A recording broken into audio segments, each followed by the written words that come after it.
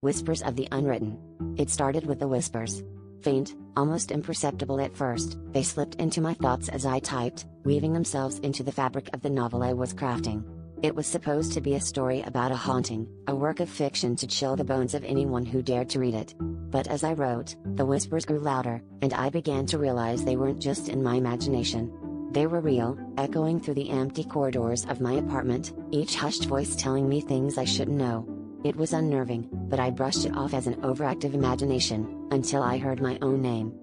The second act of this horror unfolded when the shadows started moving. They danced along the walls, mimicking the scenes I was writing. I would glance up from my laptop to see figures skirting the edges of my vision, flickering in and out of existence.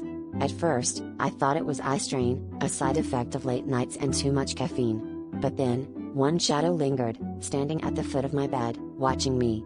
Its presence was suffocating, and I could feel its gaze even with my eyes shut tight. My heart pounded in my chest, and I knew then that this was no mere hallucination. The haunting I had pinned was bleeding into reality. Desperate for answers, I started researching local legends, trying to find any clue as to why my novel was manifesting around me. That's when I stumbled across the story of a writer who had vanished without a trace decades ago, leaving behind a single, unfinished manuscript. The details were eerily familiar, and a cold dread settled over me as I realized I was retracing their steps.